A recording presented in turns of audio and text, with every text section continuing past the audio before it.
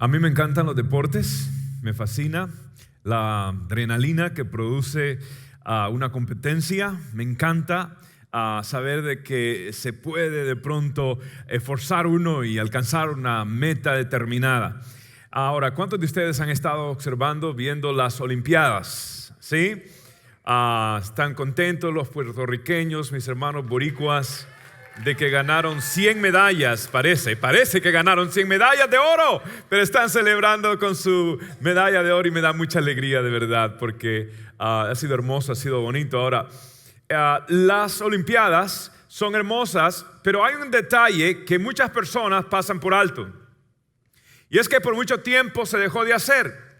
Y fue hasta 1928 que se volvió a utilizar lo que en otrora se hacía. Y era que en el comienzo de las Olimpiadas se enciende lo que se llama la llama olímpica. Y viene una persona con una antorcha. Los alemanes introdujeron esto en 1936 en las Olimpiadas de Berlín. Pero los holandeses en 1928 en las Olimpiadas de Ámsterdam, ellos empezaron otra vez a incendiar la llama olímpica. Esta llama olímpica significa algo, que mientras la llama esté en ese estadio, en ese lugar, quiere decir que hay vida olímpica. Quiere decir que hay vida olímpica. Y viene la persona con su antorcha y luego enciende precisamente esto y ya comienzan. Mientras esté encendida la llama olímpica, significa que hay vida olímpica. De igual manera en nuestra vida, el día que usted nació, su madre dio a luz.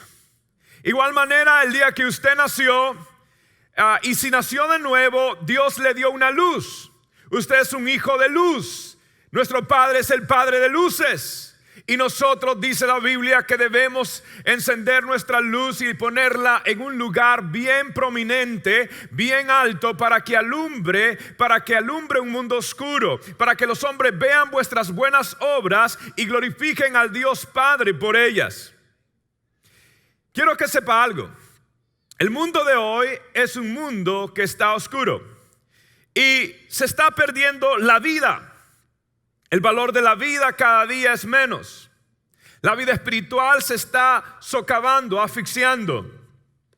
Vivimos en un mundo cada día más oscuro y la llama espiritual nuestra, el don nuestro, necesita ser avivado, según Pablo escribiéndole a un joven llamado Timoteo, que vivía en una ciudad completamente pagana.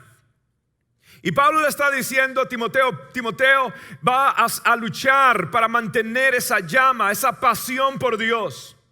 Porque el mundo que vivimos es un mundo oscuro. El profeta Isaías dijo que este mundo cada día se iba a poner más radical. De hecho, en Isaías capítulo 9, en el verso 2, nos describe cómo van a ser los tiempos y usted puede verificar que esto es verdad. Escribe el profeta mesiánico en el capítulo 9, verso 2. El pueblo que camina ¿en qué? En oscuridad. Verá que una gran luz. Ahora note la tensión que hay acá, el contraste que hay para aquellos que viven en una tierra de ¿cómo? ¿Cómo se está poniendo el mundo cada día más oscuro? Es una oscuridad que cada día es más densa. Y dice, brillará, ¿qué va a brillar? Una luz. Ok, la Biblia lo que está diciendo, aquí hay un contraste. El mundo cada día se va a poner más oscuro. Pero Dios dice, yo tengo un remanente. Y ese remanente no solamente puede tener una luz normal. Ese remanente tiene que intensificar su llama. Ese remanente tiene que asegurarse que está cada día brillando más, que cada día hay una intensidad espiritual dentro de él, dentro de ella. Porque este mundo está oscuro. Políticamente vemos lo que está pasando con todo lo que está sucediendo en Europa. Es un nido de terrorismo, hay células terroristas en todo lado. Si ve lo que está sucediendo en el Medio Oriente, es cada día más terrible, cada día más oscuro. Aún la bandera del Daesh, del ISIS es oscura y representa realmente la muerte que está viniendo sobre este área del planeta, esta región.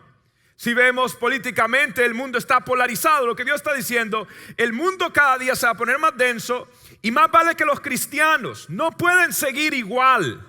No pueden seguir con lo mismo de siempre. No pueden seguir con la rutina de siempre. Tiene que haber algo radical que lo contrarreste las fuerzas que cada día están más densas y más oscuras. Políticamente está oscuro. Está polarizado el mundo. Usted está notando que todo se está polarizando.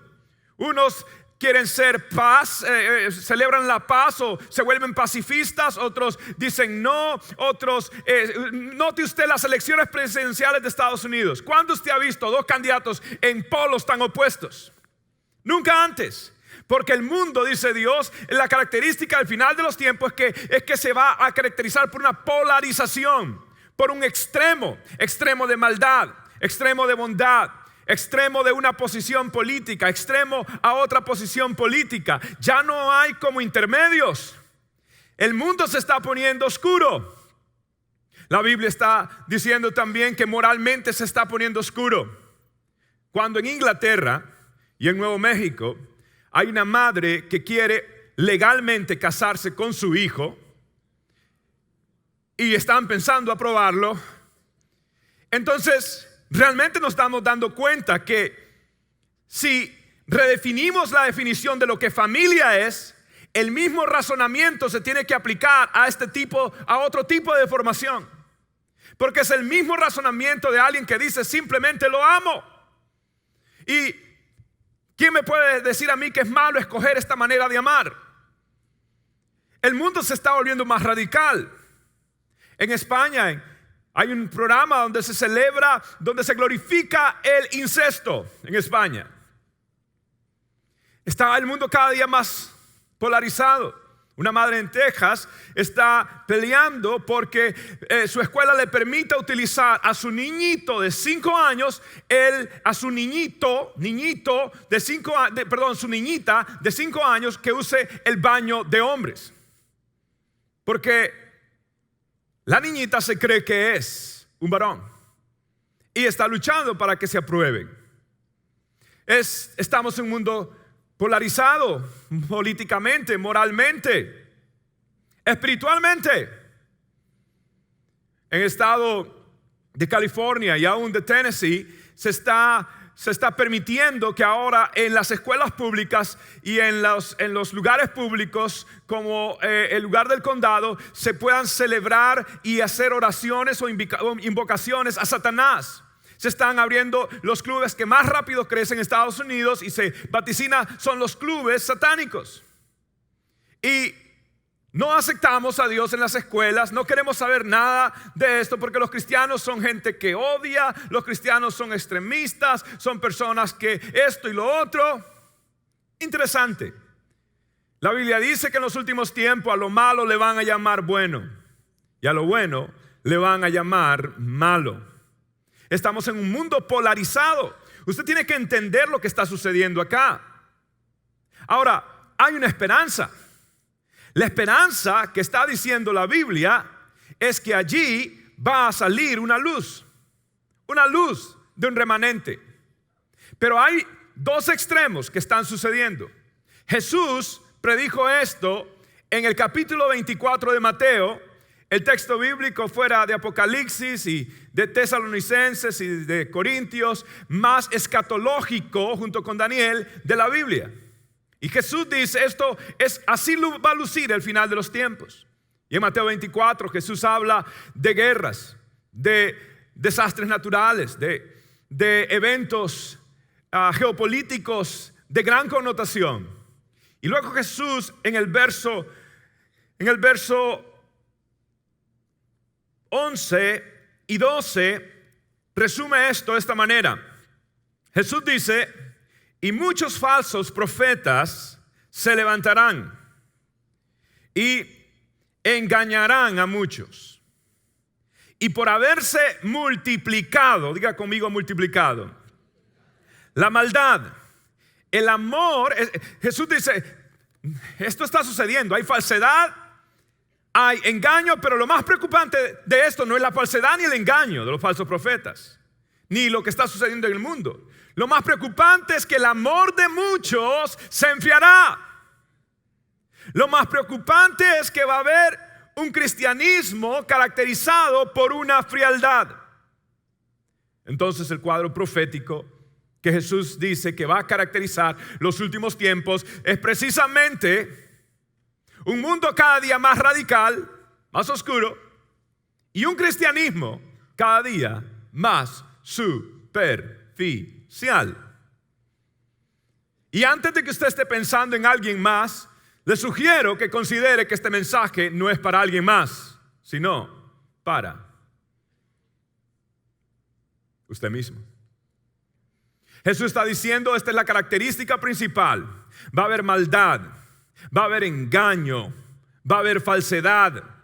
Y lo peor de todo no es eso, sino que se va a caracterizar por cristianos que en vez de buscar a Dios, caen en una frialdad, en una superficialidad, donde glorificamos más el entretenimiento, glorificamos más la farándula, glorificamos más lo superficial, glorificamos más aquello que levanta emociones y no necesariamente mayor estudio bíblico, y no necesariamente mayor búsqueda de Dios, y no necesariamente mayor fundamento doctrinal, y no necesariamente la doctrina de los apóstoles, el cristianismo histórico, el evangelismo, el discipulado, la obra misionera, las bases del cristiano, sino que simplemente vamos a caer en un sistema de autoexaltación del ser humano, y en sistemas fáciles de falsedad y sistemas fáciles para engañar. Y lo que sucede es que el mundo está tan frío, tan entretenido, que simplemente se deja llevar por emociones superficiales. Pero en el fondo, cuando vengan las crisis, cuando venga el final de los tiempos, cuando tenga que trazar la línea, como trazó la línea una muchacha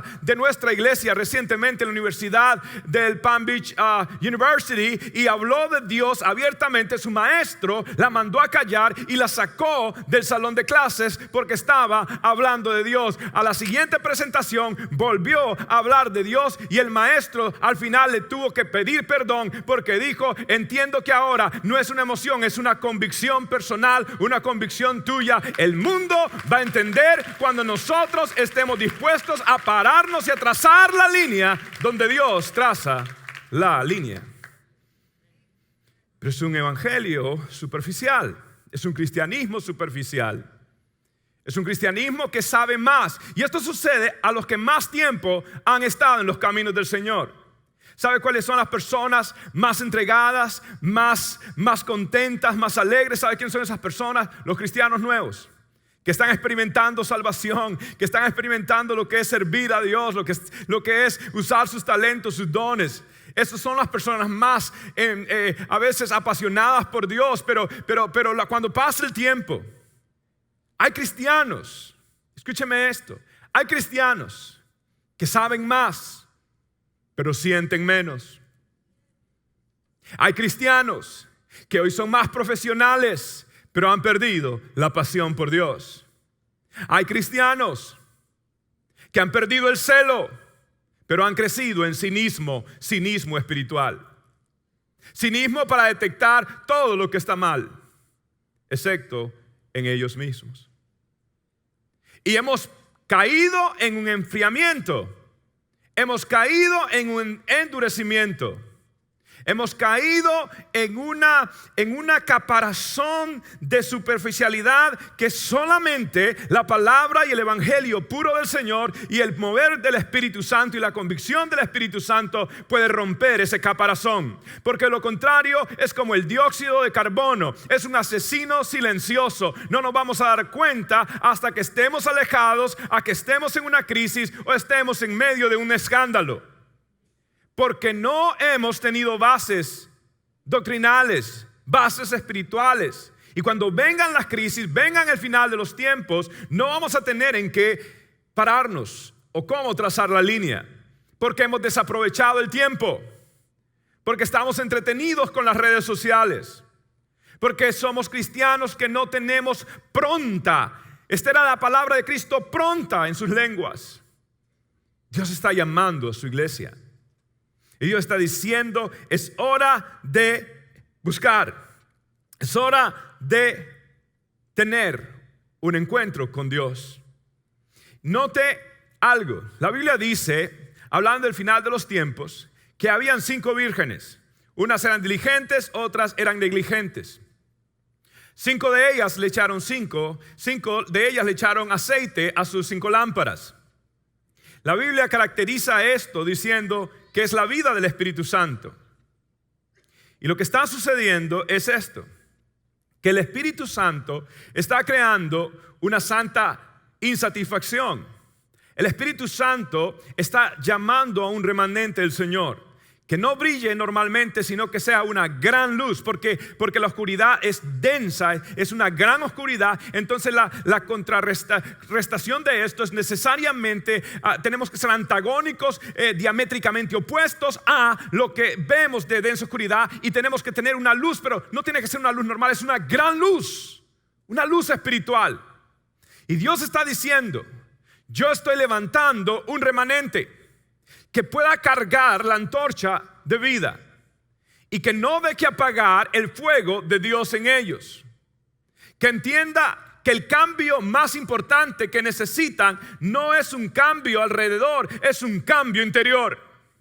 Porque lo que los está matando no es lo alrededor, sino es la falta de aceite en medio de su lámpara. Él camina en medio de las lámparas, Él camina en medio de los candeleros. Él dice, es la vida del Espíritu dentro de mí, nadie lo puede evitar. Y si yo estoy preocupado por lo que está sucediendo políticamente, lo que está sucediendo espiritualmente, lo que está sucediendo moralmente, no me debo preocupar. ¿O quién va a ocupar la Casa Blanca? Lo importante no es quién ocupe la Casa Blanca, lo importante es quién está buscando a Dios en la casa del Señor. Porque si mi pueblo, sobre el cual mi nombre es invocado, se humillaren, se arrepintieren de sus pecados, entonces yo oiré desde los cielos, perdonaré sus pecados y sanaré su tierra. Dios está diciendo, no es importante tanto si la escuela dice o no de los 10 mandamientos. Lo más importante es que en tu hogar se sepan de memoria los 10 mandamientos, que tú te sepas de memoria los 10 mandamientos, que tú sepas lo que la palabra de Dios dice, la antorcha de vida de Dios en nuestra vida.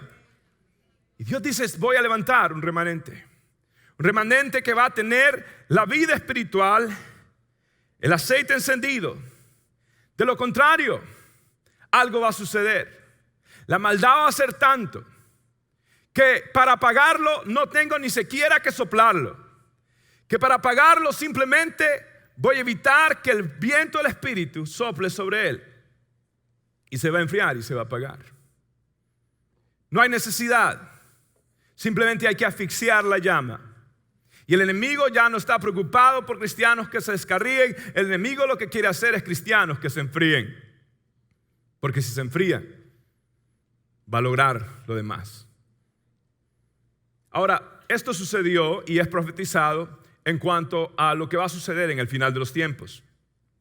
Y la Biblia nos da una receta a nosotros de cómo recuperar esa llama, esa pasión por Dios. Y en Apocalipsis capítulo 2, la Biblia comienza un decálogo de iglesias, de 7 iglesias que representan las iglesias del último tiempo. Representa una iglesia históricamente, todas ellas estaban ubicadas en Asia Menor sobre todo, y todas estas iglesias, pero más que todo representa, más que lo histórico, representa es el estado de las iglesias actuales. Y el Señor da el estado de una iglesia que representa una iglesia que se enfrió, que perdió la pasión por el Señor. Y el Señor nos dice a nosotros qué hacer para recuperar esa pasión. Y quiero que usted lea conmigo Apocalipsis capítulo 2 y vamos a meditar en algunos versos, comenzando en el verso 1. Dice la Biblia, escribe, ¿a quién? Escribe al ángel. ¿Quién es el ángel? Bueno, es el ministro, es el pastor, es el enviado de Dios. De la iglesia, pero no solamente al ángel, es a la iglesia del Señor, ¿Que está dónde? Está en Éfeso. Ahora es interesante que Éfeso es una ciudad donde era muy próspera, una ciudad cosmopolita para los estándares de entonces, de otrora. Y Éfeso se caracterizaba especialmente porque allí había un templo a una diosa, un ídolo llamada Artemisa o llamada Diana. Diana grande, la grande de los efesios. Allí había un templo que era tan grande que podía sentar hasta 25,000 personas. Imagínese usted cuán grande era, y más bajo los estándares de otrora. Ese templo tenía 127 pilares, tan grandes y tan altos como de 60 pies. Era un lugar que funcionaba también como un banco, porque los ricos depositaban allí en cofres sus riquezas, pensando que la gente no se iba a atrever a robar donde estaban estos dioses paganos y vengativos. Entonces era un lugar donde había el sexo ritual también. Era un lugar, en otras palabras, donde había poder, donde había inmoralidad y donde había dinero. La combinación perfecta para corromperse, ¿cierto? Y Dios dice, voy a escribirla, aún en medio de este lugar, allí hay una iglesia. En el segundo viaje, casi al final del viaje misionero de Pablo, Pablo funda esta iglesia de Éfeso. Allí predicó Apolos, el gran elocuente predicador.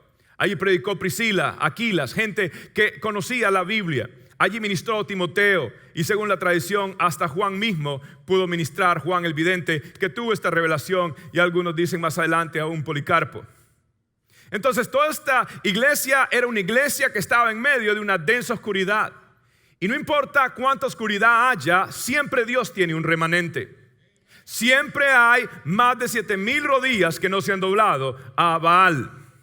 Siempre hay un remanente en todo lugar y en todo. Y la gente a veces me dice, pastor, me voy a mudar de ciudad, conoce una iglesia, y a veces no conozco, pero siempre le digo, tenga confianza. Siempre hay un remanente en cualquier lugar que invoque el nombre del Señor. Y cuando uno va a viajes misioneros y uno va por una montaña, uno va por una villa, uno va por un lugar pobre, a veces uno encuentra en una aldeíta bajo una pequeña choza, y usted va a ver gente que invoca el nombre del Señor y el Espíritu Santo le va a dar testimonio. Aquí hay un remanente. Dios no se queda sin testimonio. En todo lugar hay rodillas que se doblan, manos que se levantan al Dios poderoso de Israel.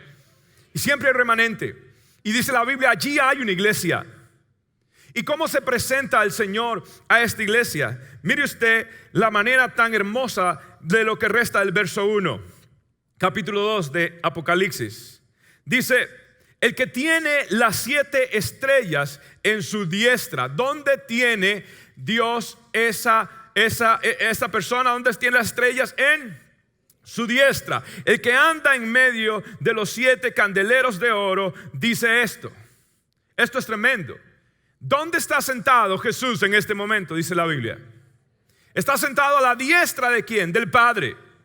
¿Y qué significa que Jesús está sentado a la diestra de Dios? Significa que Él tiene la autoridad. Y Dios dice, a pesar de los errores de mi iglesia, a pesar de los malos ejemplos de pastores, a pesar de los escándalos que se suscitan aún en medio de las iglesias, a pesar de todas las imperfecciones, Dios dice, yo quiero que sepan que esas estrellas, que esas iglesias, yo las tengo en mi mano derecha.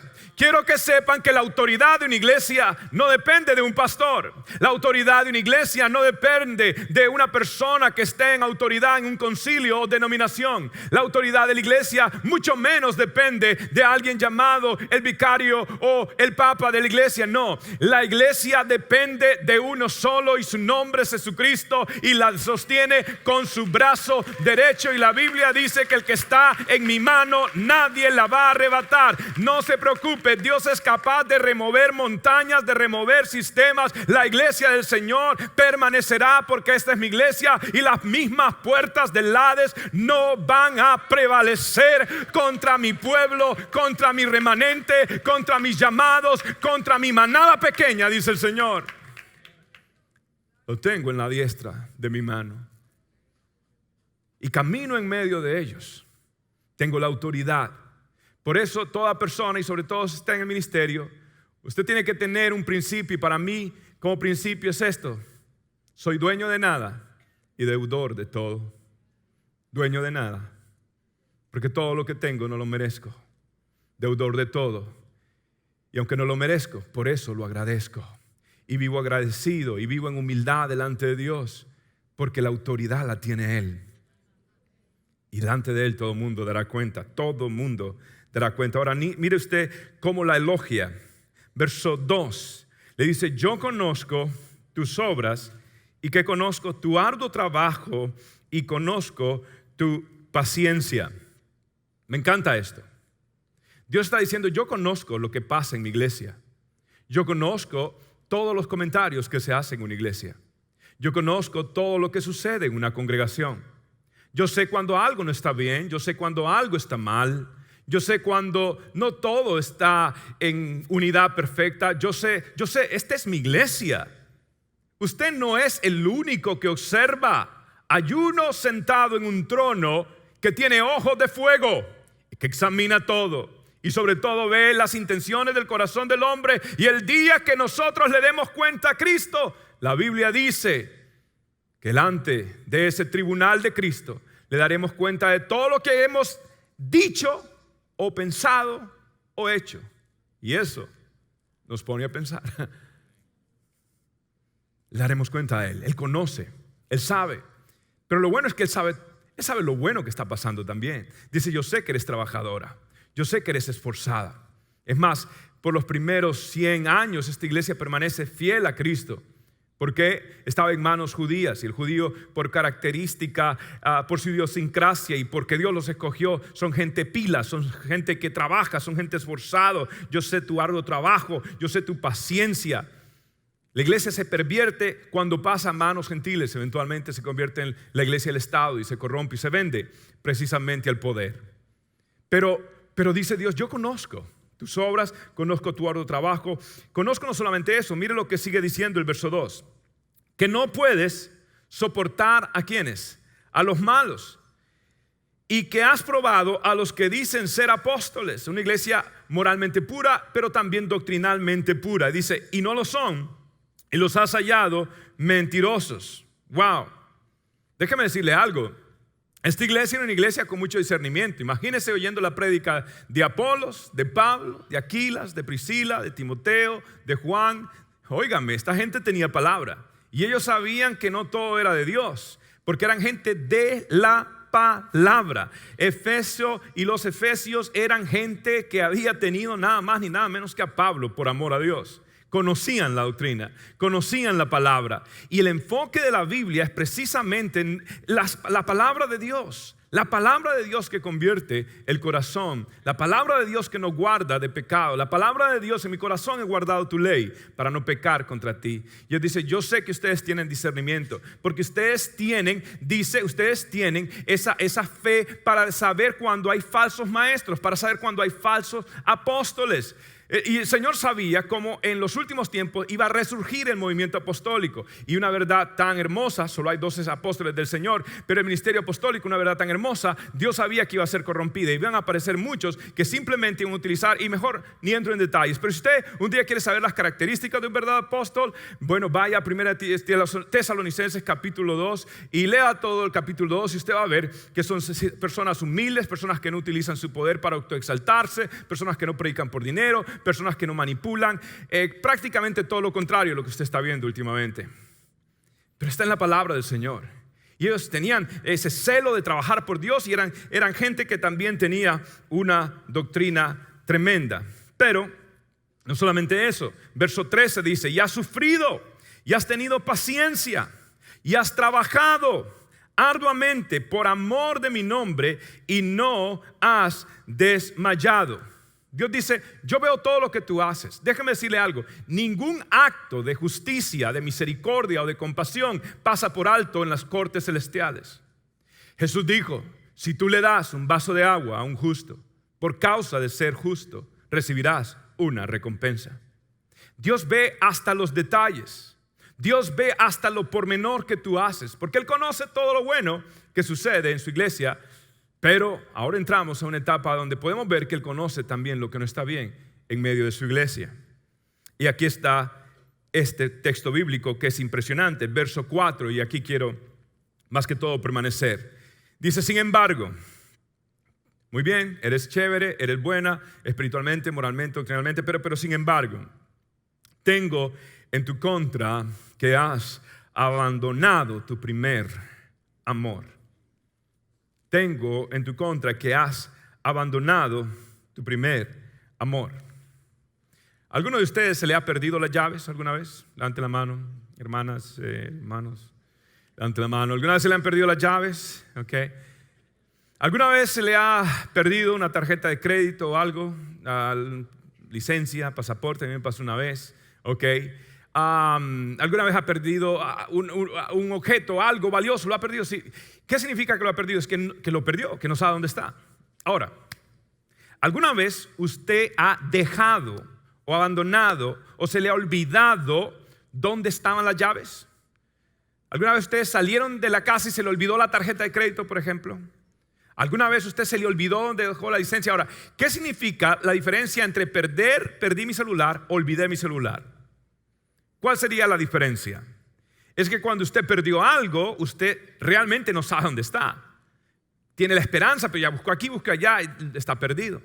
Pero cuando usted dice, a mí se me olvidó la tarjeta de crédito, usted más o menos por allá dice, yo creo que la dejé en el gavetero, o yo creo que fue mi esposo que la quitó, fue algo pasó. ¿Dónde está esto? Usted que más o menos tiene una idea de lo que pudo haber pasado entre algo que se le olvidó o algo que perdió. La Biblia dice que usted no perdió su primer amor.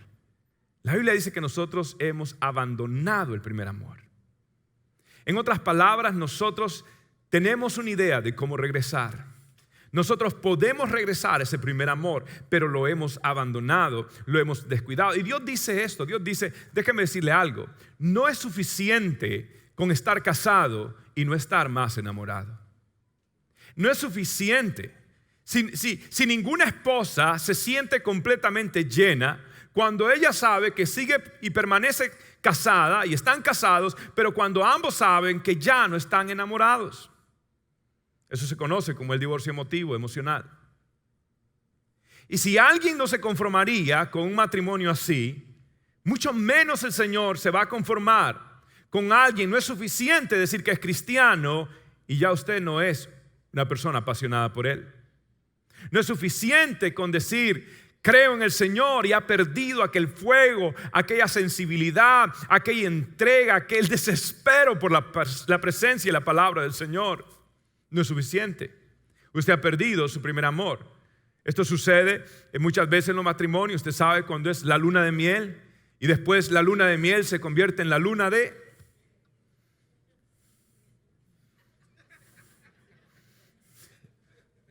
Un hermano dijo por ahí la luna llena, pastor. La luna de miel se convierte en luna de hiel, dijo otro por allí. Y no es suficiente. No es suficiente como, sí, no, seguimos casados bajo el mismo techo, los hijos y esto. Es que no, usted no fue diseñado para estar así. La idea es ir a algo más profundo. Es redescubrirse nuevamente, es avivar esa llama del amor, esa llama de pasión, pero pasión por Dios. Ahora, ¿qué hacemos entonces, pastor? Y aquí es algo donde el Señor nos da 4 consejos y con esto rápidamente quiero concluir. 4 pasos. Y bien sencillos, y quise hacerlos sencillos para que usted lo entienda. Y lo primero es, recuerde cuán bueno ha sido el Señor. Recuerde cuán bueno ha sido el Señor con usted. Le hago una pregunta, ¿ha sido Dios bueno con usted? Exageradamente bueno conmigo. Mire lo que dice el verso 5. Recuerda entonces, solución, por tanto, de dónde has caído. Recuerda en tanto de dónde has caído. En la Biblia constantemente Dios llamaba a Israel a recordarse. Y por eso cada vez que cruzaban un mar rojo, el Señor les decía, levánteme un altar. Cada vez que Dios le daba victoria en Gabaón, o Dios le daba victoria al pueblo de Israel en alguna zona, Gad, lo que sea de Israel, Efraín, cada vez que Dios le daba una victoria, Dios decía, levántenle un altar. ¿Y por qué levante un altar? Para que cuando tus hijos te pregunten por qué ese altar está allí, tú les digas, es un monumento al Señor para recordar lo bueno que ha sido Dios con Israel, que Dios ha salvado. Dios siempre decía, recuerda. La gramática hebrea carecía de signos de exclamación, pero el recurso gramático que utilizaban para señalar algún énfasis era precisamente la repetición. Por eso Jesús decía, de cierto te digo. Porque está diciendo, por favor, presta atención a lo que voy a decirte. Está repitiendo y constantemente, Israel recuerda, Israel recuerda, Israel recuerda. Recuerda cuán bueno ha sido el Señor. Cuando una pareja viene a mí y de pronto tienen cualquier tipo de problemas, financiero, de todo tipo, y están peleados y están cada uno separado y cada uno en su punto y en su tema y nadie quiere saber del otro. Siempre yo comienzo con esto, y ya sabe la técnica del pastor, siempre comienzo con esto. No, pastor, es que mira, estamos a punto de divorciarnos, ya tenemos los papeles y quiero esto y quiero lo otro en un momentito. Ok, vamos a hablar de eso, eso tiene solución. Primero quiero hablar, y los siento los dos y le pregunto, cuéntenme, dígame cómo se conocieron. Nada más, dígame cómo fue que se conocieron. No, que estábamos por allí y bueno, alguien nos presentó y fue amor, pero fue flechazo a primera vista. Pastor, me traspasó el corazón, los hígados, los pulmones, quedé pero maravillado. Y después entonces ya como recordando la historia, y después lo otro que le preguntó, dime, ¿qué fue?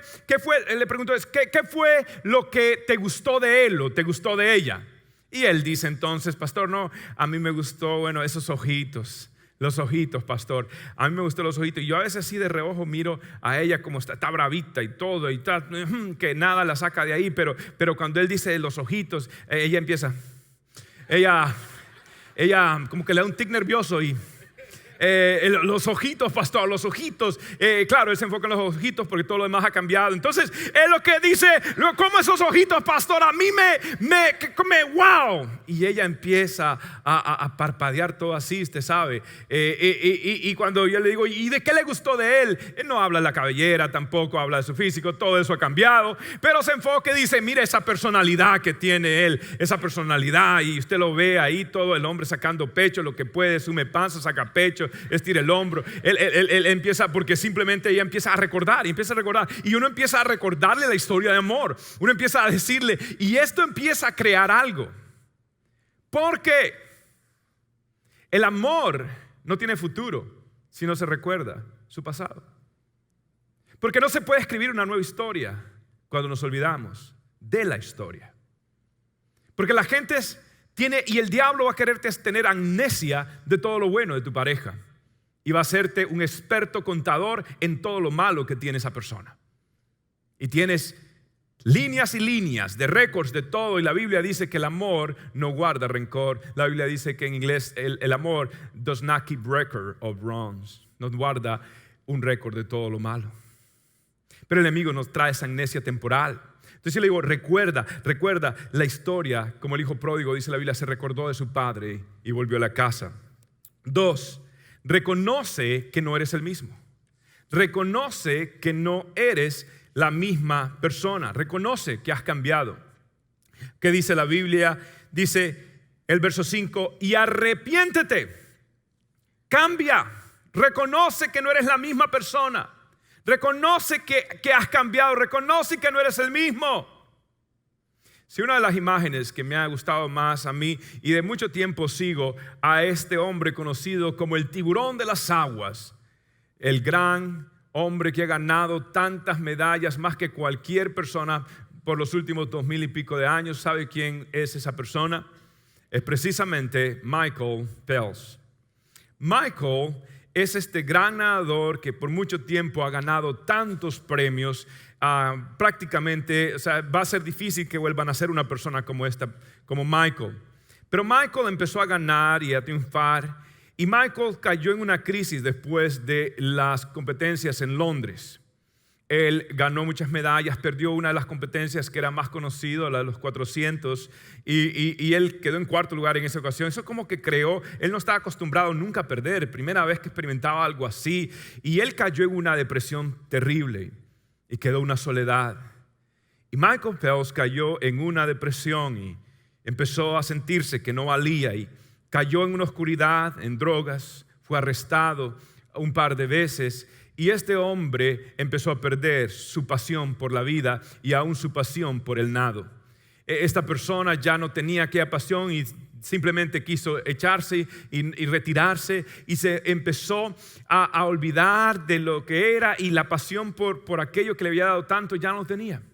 Entonces su amigo Ray Lewis lo invita a él a hablar más de Dios. Ray Lewis experimentó algo parecido de los Ravens, Baltimore Ravens, un equipo de fútbol, y este hombre se hizo cristiano y habla y empieza a hablarle de Cristo a Michael. Y no solamente eso, le dice: intérnate en un lugar de rehabilitación cristiana llamado The Meadows en Arizona. Y él empezó a ir allí y allí empezó a escuchar más de la palabra de Dios y terapia psicológica y demás. Y Ray Lewis le regala un libro del pastor Rick Warren que se llama Una vida con propósito.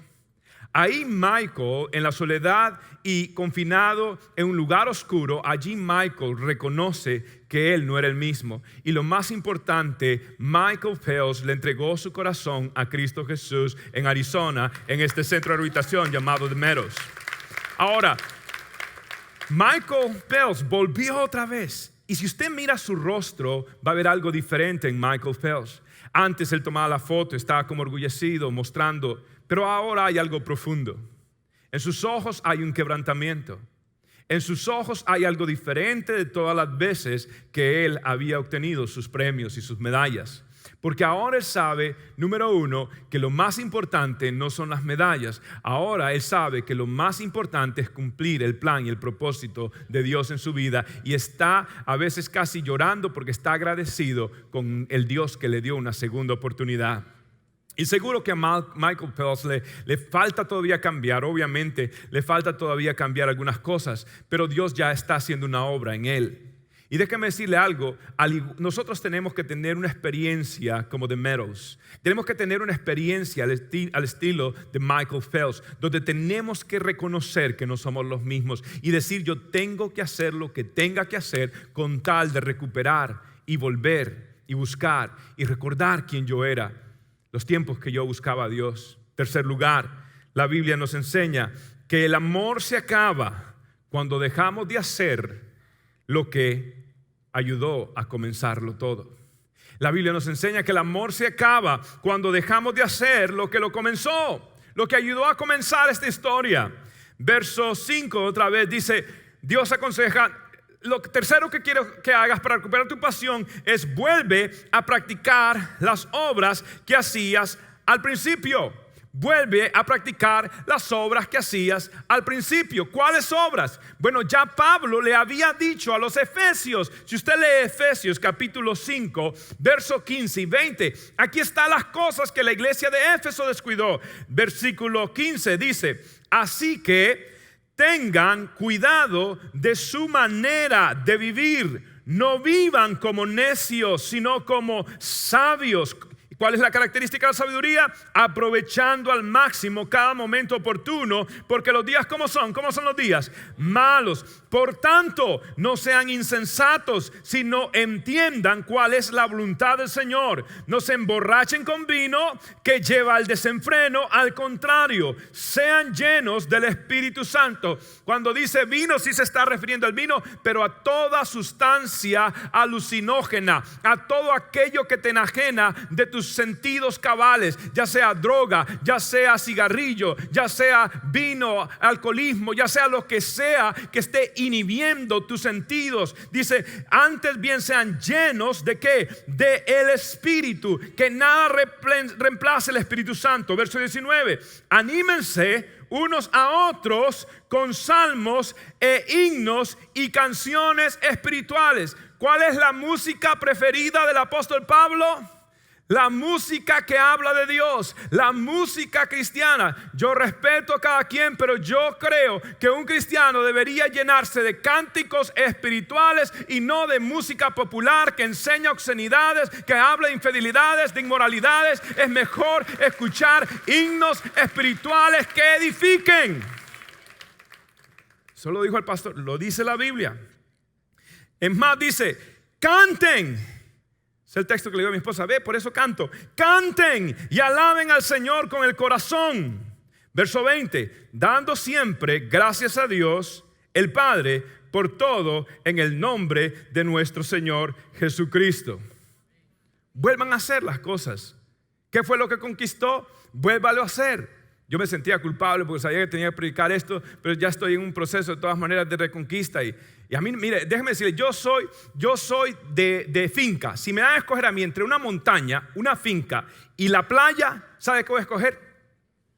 Mire, hermano, cuando ese olor a pino, el olor a pino, uno lo respira, uno siente que le lava el sistema, uno siente que a mí me lava el cerebro, yo entro en trance con el pino. O sea, me encanta la montaña, me encanta la vida de fin, me encanta todo eso, la naturaleza, me encanta todo eso, me fascina. La playa sí tiene su belleza, pero yo no es que me desespero por la playa, pero mi esposa es caribeña y le encanta la playa. Ella me dijo que ella quiere que el día que se muera enterrarla o tirarla al mar. Y dije, bueno, eso me sale más económico, pero la cuestión es de que yo no soporto la playa, porque para mí, qué gusto tiene, pegajoso y arenoso, y uno se mete al mar, lo cachetea por la izquierda, por la derecha, le da vueltas a uno. ¿Qué es eso? Eso no es, pero bueno, a mi esposa le gusta. Entonces, ¿qué he hecho últimamente? Playa se ha dicho, señores. Estoy medio más bronceadito. Bueno, ahora, claro, yo trato de ir. Yo voy a la playa, pero como a eso de las 7 de la noche, 8, porque ya no aguanto. No, si hasta cuando yo me pongo con calor me entra, no sé, un desespero. No sé usted, pero no aguanto mucho el calor. Pero mi esposa, entonces, playa se ha dicho. Si ella quiere playa se ha dicho. Entonces, es reconquistar con esto. Quiere flores se ha dicho. Ok. Quiere diamantes, a orar se ha dicho. Lo que quiero decirle es de que uno tiene que buscar la manera de complacer. Bueno, si alguien quiere ofrendar algo, me avisa al final. Pero escuche esto. Lo que quiero decir es de que hay que darle la vuelta, hay que buscarle. Entonces me he vuelto florero, me he vuelto jardinero, ¿por qué? Porque le estoy buscando la vuelta. Porque déjeme decirle algo. Hablando aquí, hombres, las mujeres no vinieron. Te voy a decir algo aquí, hombres. Secreto, tranquilo, hermano. Las mujeres son románticamente empedernidas. O sea, ellas son románticas. Simplemente está toda bravita, todo. Tranquilo, usted búsquele la vuelta. Vea qué es lo que, y hágalo, y usted verá que aleluya.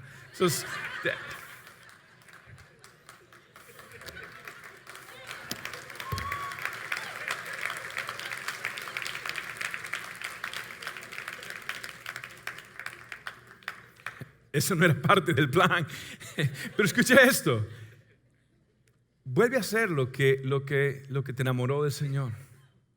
Hace poco estaba visitando a mi mamá y íbamos de un lado a otro, que dicho ese paso es parte de la Biblia. Honra a tu padre y a tu madre. Usted no descuide su relación con su madre, no descuide la relación con su padre. Hónrelos, siempre honre. Esto es tu anuncio comercial no pagado. Y yo estaba visitando a mi mamá y íbamos a ir a la iglesia, iba a predicar en la iglesia. Entonces de pronto ella vamos en el mismo carro y iba a arrancar. Y de pronto ya iba poniendo reversa y mi mamá dice: Padre de la gloria, te pedimos en el nombre de Jesús que bendigas este viaje de aquí a la iglesia, Padre. Reprendo los demonios que quieren, Padre. Y hasta lenguas habló, ya casi se acaba el aceite, me ungía la lengua y la boca, todo. Y mamá, yo hacía eso antes. Yo antes de salir y agarrar el carro, yo también oraba. Pero ahora lo único que oro es que no me agarre un policía. Padre, que enceguece, Padre mío, los policías que no me vean que voy a más de la velocidad. Ok, pero mi mamá sigue orando. Yo quiero esto. Yo quiero volver. ¿Cuándo fue la última vez que pasaste un tiempo en ayunas con Dios? ¿Cuándo fue la última vez que te retiraste con Él? ¿Cuándo fue la última vez que decidiste leer la Biblia lo más que puedas y, si es posible, de Génesis a Apocalipsis?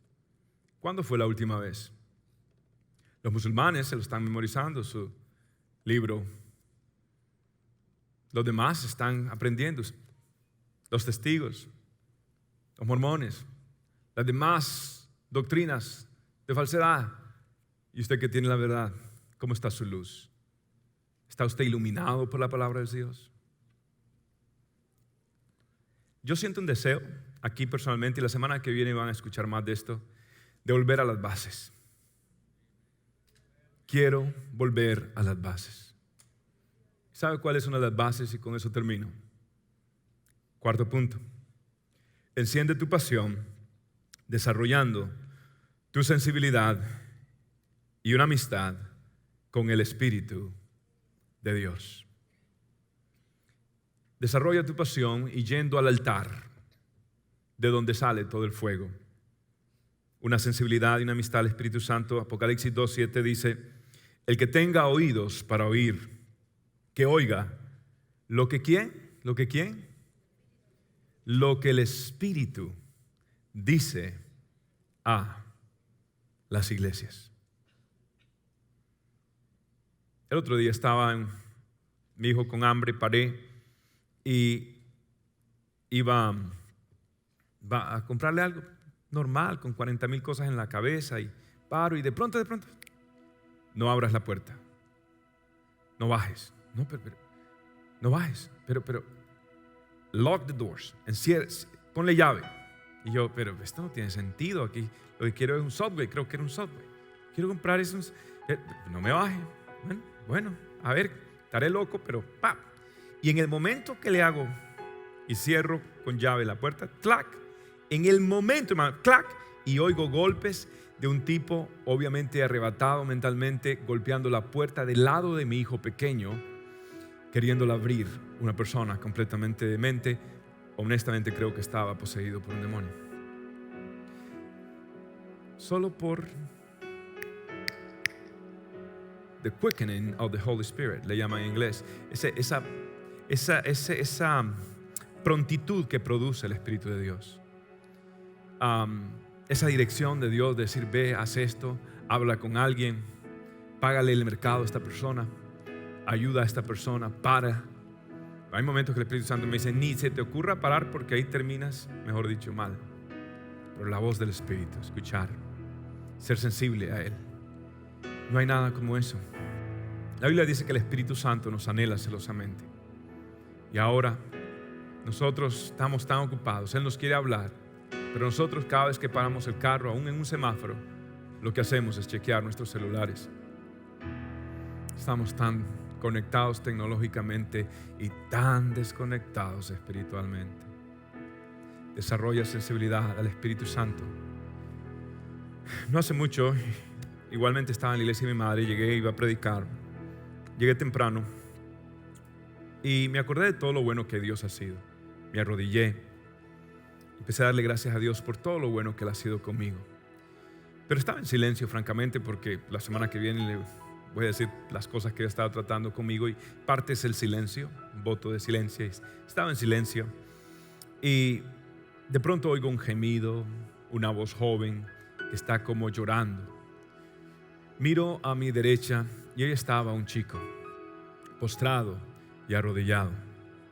Era temprano, no había nadie obviamente en la iglesia. Él estaba orando. Después del servicio, él vino. Yo compartí mi testimonio, que crecí sin padre y todo eso. Él vino después del servicio y me abrazó y me dijo: ¿puedes darme un abrazo? Su nombre es Gregorio. Gregorio tiene 13 años. Recibió al Señor de 12, al igual que mi vida. Recibí al Señor de 12. A los 13 años el Señor me dio un llamado al ministerio, y desde ese momento ha sido mi pasión servir a Jesús. Y ver a ese muchacho ahí postrado, y me dice: me veo en ti, pastor, porque yo crecí sin padre y todo esto. Pero yo le dije: ¿sabes qué, Gregorio? Yo también me veo en ti. Y un día, Gregorito, mire, mi hijo, Gregorito, un día Dios lo va a levantar a usted, y usted va a predicar el evangelio de Jesucristo hasta los confines de la tierra, y usted va a lograr muchísimo más de lo que yo he hecho para la gloria del Señor. El mundo necesita más Gregorios. ¿Usted cree que Dios está más interesado en escuchar sus quejas que la oración de Gregorio? ¿Cómo usted se pararía a la par de Gregorio? ¿Qué pensaría el Señor? en cuanto a su oración y la oración de un joven que tiene una situación tan difícil financieramente, en todo aspecto. Pero ¿sabe qué está? Está allí en la casa del Señor. Está buscando el rostro del Señor. ¿Dónde está tu desesperación por Dios? Hay un endurecimiento en la casa del Señor. Hay una apatía en la casa del Señor. Hay un afán con el entretenimiento y la farándula cristiana. Hay una falsedad, hay un engaño, hay una frialdad en medio de la casa del Señor, pero el Espíritu de Dios hoy se pasea en medio de los candeleros. Puesto de pie.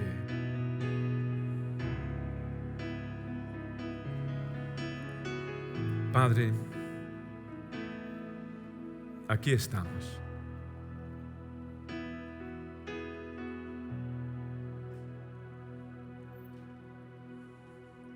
Conquístanos.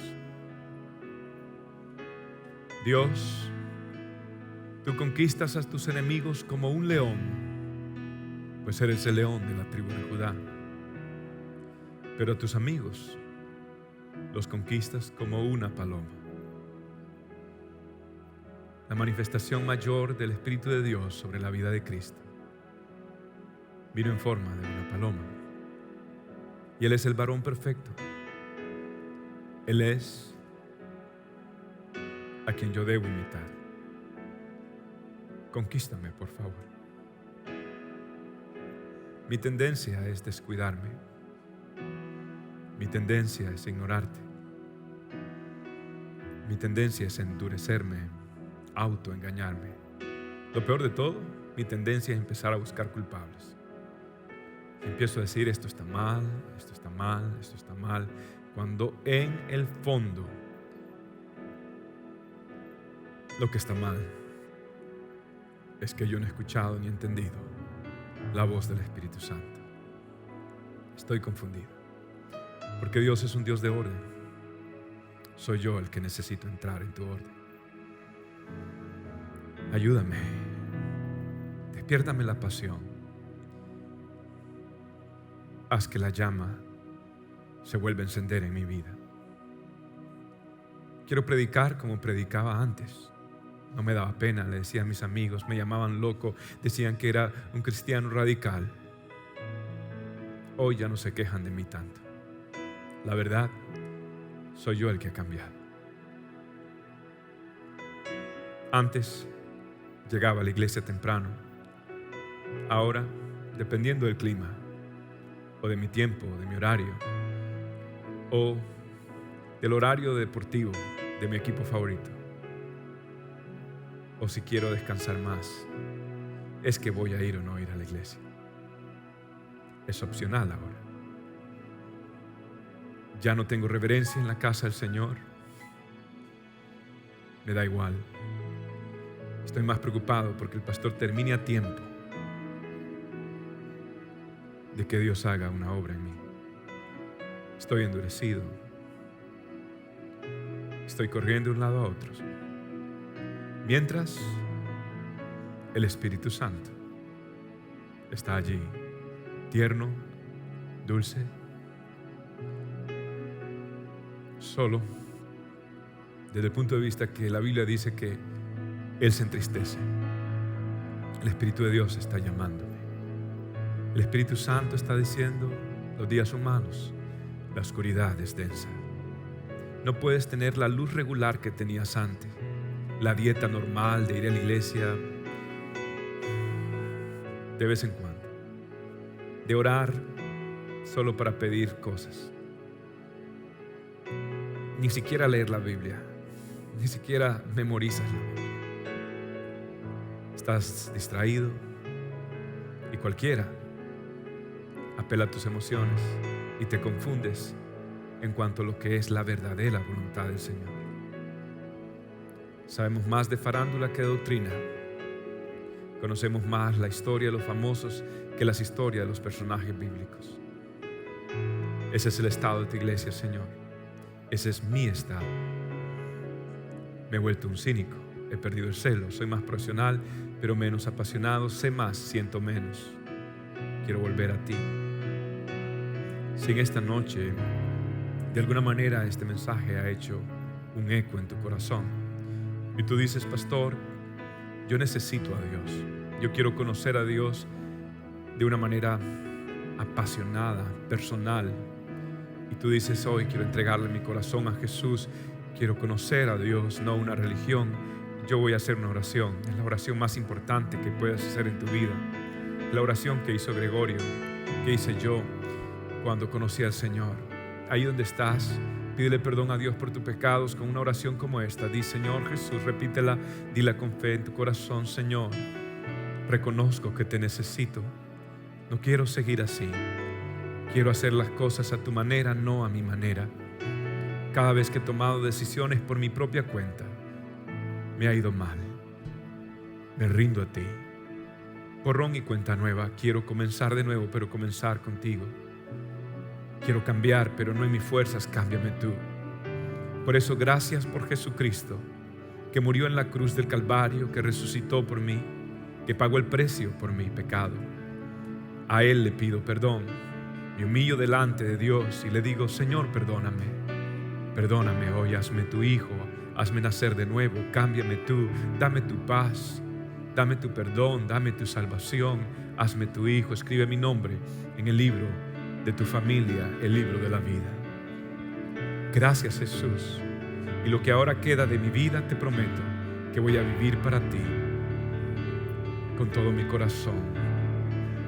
En el nombre del Padre, del Hijo y del Espíritu Santo.